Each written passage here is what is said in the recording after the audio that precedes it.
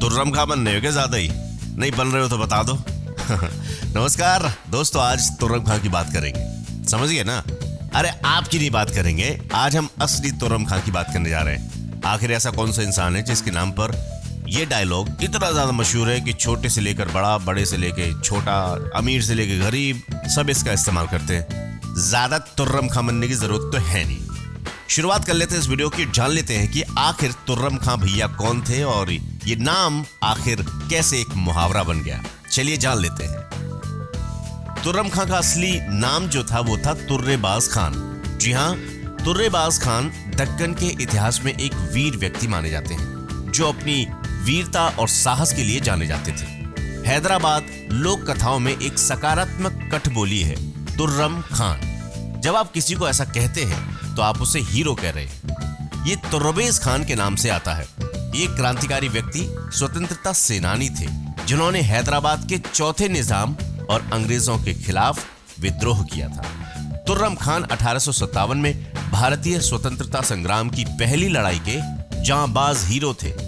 ऐसा कहा जाता है दोस्तों कि जिस आजादी की लड़ाई की शुरुआत मंगल पांडे जी ने की थी बैरकपुर से, उसका नेतृत्व हैदराबाद में तुर्रम खान ने ही किया था। 1857 के स्वतंत्रता संग्राम की शुरुआत मंगल पांडे ने बैरकपुर से की थी। इस संग्राम की चिंगारी भारत के कई हिस्सों में फैल गई थी, जैसे दानापुर, आरा, इलाहाबाद, मेरठ, दिल्ली, झांसी और भारत के कई जगहों पर इसकी चिंगारी ने अंग्रेजों की नींद उड़ाना शुरू कर दिया था। इसी क्रम में हैदराबाद में अंग्रेजों के एक जमादार जिसका नाम था चीदा खां, उसने सिपाहियों के साथ दिल्ली कूच करने से इनकार कर दिया था। तब उसे निजाम के मंत्री ने धोखे से कैद कर लिया था और अंग्रेजों को सौंप दिया था और फिर उन्होंने उसे रेसिडेंसी हाउस में कैद कर लिया था।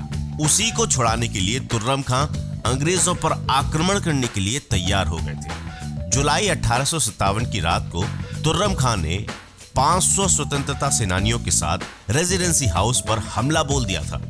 तुर्रम खां ने रात में हमला क्यों किया था, आइए आपको बताते हैं कि आखिर उन्हें तुर्रम खां क्यों कहते हैं। तुर्रम खां ने रात में हमला इसलिए किया था क्योंकि उन्हें लगता था कि रात के हमले से अंग्रेज परेशान और हैरान हो जाएंगे और उन्हें जीत हासिल हो जाएगी। परंतु उनकी इस योजना को एक गद्दार ने फेल कर दिया। निजाम के वजीर सालार जंग ने गद्दारी की और अंग्रेजों को पहले से ही इसकी सूचना दे दी। इस प्रकार अंग्रेज पहले से ही तुर्रम खान के हमले के लिए तैयार थे।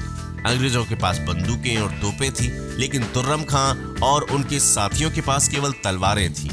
फिर भी तुर्रम खां पीछे नहीं हटे। देर तक तुर्रम खां और उनके साथी अंग्रेजों से लड़ाई लड़ते रहे।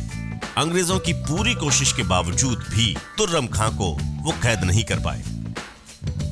लेकिन तुर्रम खां की हत्या कैसे हुई, ये सवाल खड़ा होता है। कुछ दिनों बाद तालुकदार मिर्जा कुर्बान अली बेग ने तूपरण के जंगलों में तुर्रम खां को पकड़ लिया था। इसके बाद तुर्रेबाज खान को कैद में रखा गया, फिर गोली मार दी गई और फिर उसके शरीर को शहर के क्षेत्र में लटका दिया गया ताकि आगे विद्रोह को रोका जा सके। जब आप 1857 के बारे में पढ़ते हैं तो दिल्ली, मेरठ, लखनऊ, झांसी और मैसूर जैसी जगहों का जिक्र आता है, लेकिन हैदराबाद का नहीं आता।